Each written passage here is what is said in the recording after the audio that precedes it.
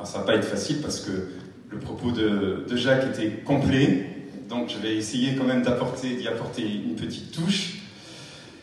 En tout cas, je tiens à vous dire, à partager avec vous, je suis très honoré d'être ici. Pourquoi? Pour 3 raisons. La première, c'est parce que le devoir de mémoire est essentiel. Nous devons y participer pour chacun d'entre nous. Et donc, je profite pour remercier tous les anciens combattants, les associations et les écoles qui étaient très présentes, avec les enseignants et les élèves qui étaient très présents aujourd'hui. Je suis content d'être là aussi parce que j'aime Guidel, une très belle commune, avec ses plages, ses vallons, etc.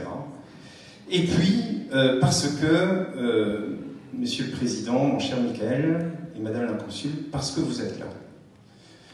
En ce moment même, à Paris, le Président Emmanuel Macron reçoit Angela Merkel, et nous connaissons les rapports de proximité que nous pouvons, en tout cas nos 2 pays, avoir, et ma présence ici, elle est due aussi à votre présence, et je suis très honoré de partager ce moment. C'est important d'être là ensemble, parce que nos 2 peuples, nos populations, allemandes et françaises, nous sommes profondément imprégnés par cette Première Guerre mondiale. L'épreuve en est, tous les objets qui sont recueillis en ce moment, toutes les lettres qui ressortent, ça montre bien que chaque famille, en fait, a gardé cette mémoire de façon très profonde et importante. C'est un moment important aussi parce qu'il faut reparler de ce qu'est la guerre. Parce que la guerre est lointaine pour beaucoup d'entre nous. D'ailleurs, beaucoup ne l'ont jamais connue. Je sais que certains l'ont connue parce que parmi les anciens combattants que j'ai salués, il y a des anciens NOPEX de différents conflits et qui ont connu la guerre, dont je fais partie d'ailleurs. Et cette idée est lointaine, ça paraît même abstrait, alors que, en ce moment même, notre pays et l'Europe traversent une période bouleversante. Une période bouleversante qui a eu ses prémices quand il y a eu la chute du mur de Berlin. Ça a commencé là, mais qui a été suivi aussi, souvenez-vous, par le 11 septembre. Souvenez-vous à quel point on a été, chacun d'entre nous, et on pense encore à ce moment-là, traumatisés par ce moment, qui a suivi par la guerre en Irak, en Afghanistan, puis les attentats en France. Nous étions tous mobilisés. Et puis la constitution de Daesh qui s'organise, qui fait même un État qui n'existait pas, qui aurait pu dire à un moment que des terroristes arrivent créer carrément un État.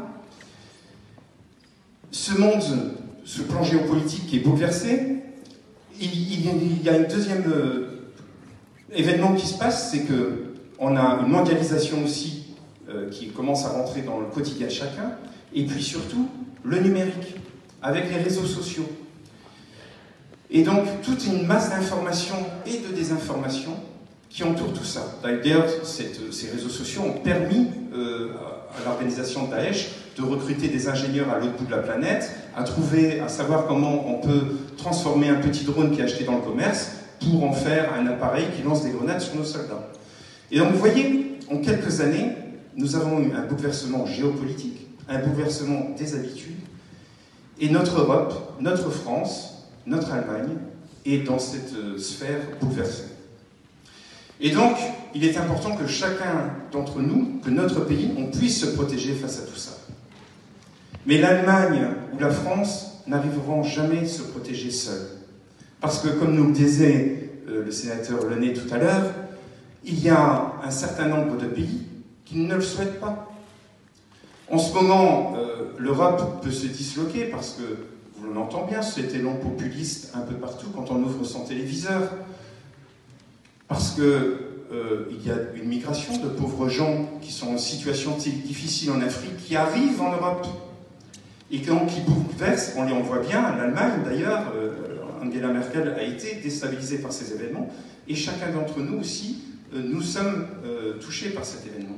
Mais ces événements qui se passent en Afrique et qui créent cette immigration, en Europe, en France, elle est nourrie aussi par certains pays. La Chine qui a besoin de se nourrir, qui a besoin de trouver des ressources, où est-ce qu'elle va la trouver? En mer, mais aussi en Afrique. Et donc, le fait de déstabiliser, de pouvoir s'y installer d'une façon très insidieuse, hein, en installant des hôpitaux au début, ensuite des routes, et puis en rendant les pays dépendants d'eux, eh bien, ils ne veulent pas une Europe forte. La Russie, de son côté, qui ne demande pas mieux aussi qu'être sur un champ bilatéral, ne veut pas que l'Europe se construise. Et quand on écoute les derniers, quand on lit le dernier tweet du président Trump, on voit bien qu'ils ne veulent pas que l'Europe se construise. Et pourquoi ils ne veulent pas que l'Europe se construise? Parce qu'ils veulent maîtriser les choses. Et nous avons un devoir, nous tous collectifs, nous pays européens, de nous unir pour éviter tout cela, pour garder notre souveraineté. Parce que qu'est-ce qui nous réunit? C'est non seulement notre histoire européenne, mais c'est aussi des valeurs. Des valeurs qui sont nées, entre autres en France, mais partout. La liberté, l'égalité et la fraternité. Et la liberté, c'est la liberté économique de pouvoir faire du commerce sans qu'on nous impose des règles. Et l'enjeu est là en ce moment. C'est la liberté aussi de pouvoir se défendre et de ne pas être dépendant ou des États-Unis ou d'un autre pays pour pouvoir se défendre. Et puis, c'est aussi la liberté d'accueillir des gens sur notre sol ou pas, sans être dépendant d'autres pays qui mettraient en place des stratégies pour nous déstabiliser. Donc cette liberté, il faut la défendre. L'égalité, l'Europe, c'est aussi une idée d'égalité entre les territoires, parce que vous savez, souvent on critique l'Europe, mais si vous réfléchissez bien, et si les élus locaux dont nous sommes disaient à chaque fois qu'il y a des inaugurations, l'Europe a payé telle chose avec telle somme, il y aurait certainement beaucoup plus de gens qui croiraient en l'Europe. Et l'Europe, c'est aussi cette notion de construction d'un territoire où chacun puisse faire vivre et être avec un certain confort. Donc une égalité de territoire, mais une égalité sociale, et là, j'en conviens, qui reste à construire, et c'est pour ça que l'Europe qui existe en ce moment ne suffit pas, et nous voulons encore l'améliorer.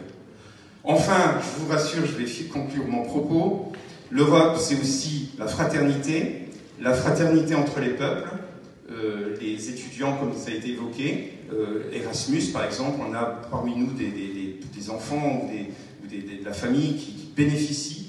Donc c'est la fraternité entre les peuples.